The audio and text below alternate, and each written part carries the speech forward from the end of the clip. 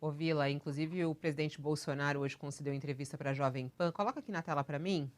A gente traz aqui também no UOL a repercussão dessa entrevista. E ele, claro, criticou a decisão da ministra Rosa Weber de suspender o pagamento dessas emendas. E ele disse o seguinte, abre aspas, os argumentos usados pela relatora do Supremo não são justos. Dizer que nós estamos barganhando, como é que eu posso barganhar se quem é o dono da caneta é um parlamentar? E não é secreto porque está no Diário Oficial da União, disse o presidente Bolsonaro. E aí depois, né, ele até diz aqui, acho que há um excesso de interferência no judiciário, no executivo, o Supremo age demais nessas questões, a gente lamenta isso daí, não é? No meu entender, o papel do Supremo, os poderes têm que ser respeitados, mas decisões de alguns atrapalham o andamento da nação. Quem quer ser presidente da República, quem quer decidir, se candidate. De uma maneira bem mais leve, né, Vila? Mas ele aí já começou a reclamar do Supremo Tribunal Federal. E quando ele diz da história da barganha, ele tem razão, o presidente Bolsonaro, quando diz isso? Quem está com a caneta é o parlamentar? Não, não é. Não é verdade. Ele mente. O Bolsonaro não tem compromisso com a verdade. Bolsonaro é um mentiroso, né? Ponto. Primeira coisa, tem que ficar claro isso. Quem tem a caneta, como ele gosta de dizer, na linguagem muito primária, porque ele é um homem que tem problemas cognitivos seríssimos, é o presidente da República, né? Agora, claramente houve barganha e denúncias de parlamentares.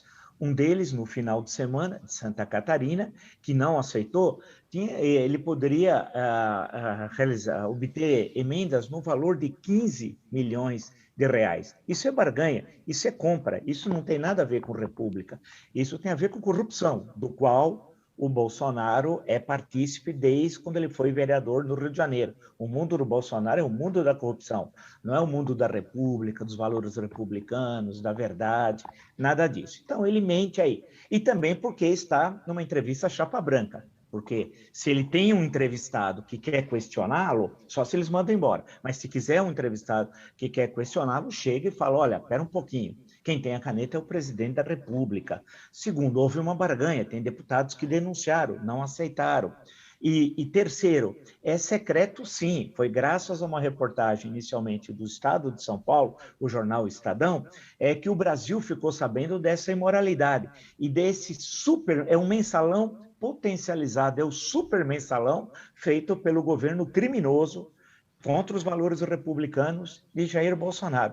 Portanto, ele está absolutamente enganado. Mas se ele tivesse aqui conosco, eu falaria isso para ele, com toda a educação, sem nenhum problema. Mas ele prefere, certamente, cenários mais tranquilos, que não são entrevistas. Essas entrevistas é entrevista do Stalin. É como se fosse o Stalin na União Soviética sendo entrevistado. Com aquela democracia, qualquer pergunta errada, campo de trabalhos forçados ou demissão. Bom, e nessa entrevista mesmo, o Bolsonaro já até admite uma possível derrota no Senado. Ele falou assim: olha, a gente deve passar no segundo turno na Câmara, mas vai enfrentar problemas lá no Senado. É isso, a gente já sabe, já está. Porque sim, sim, sim, é verdade, Fábio, porque é bom lembrar que uma PEC, uma proposta de emenda condicional, ela precisa ser aprovada duas vezes na Câmara dos Deputados e depois duas vezes no Senado Federal. Mas nós somos um país fantástico, porque nós já tivemos mais de uma centena de propostas de emendas constitucionais que foram aprovadas. A Constituição de 88, que tem apenas 33 anos. Então, dá quase que uma média de 4 emendas constitucionais por ano.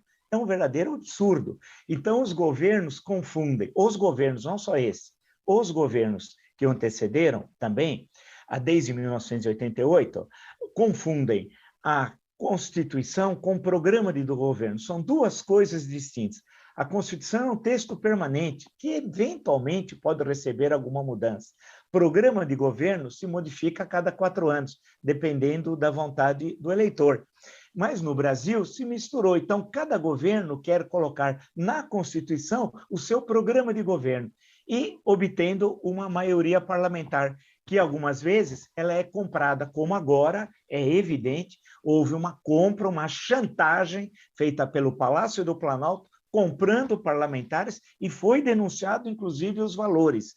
Então, isso é um verdadeiro absurdo, isso não tem nada a ver com a República e com os princípios da Constituição, porque quando o doutor Ulisses, no célebre discurso de 5 de outubro de 88, disse que a Constituição não era perfeita, ela admitia emendas, né? Mas não admitia quem fosse trair a Constituição, porque aí, diz o doutor Ulisses, era traidor da pátria, que é a definição hoje do Jair Bolsonaro. A Constituição, ela admite modificações, mas não pode ocorrer o que nós assistimos em 3 décadas de vigência da Constituição de 88. A cada governo que vem, altera a Constituição. Aí não dá, né? Aí é uma palhaçada, parece República Bananeira.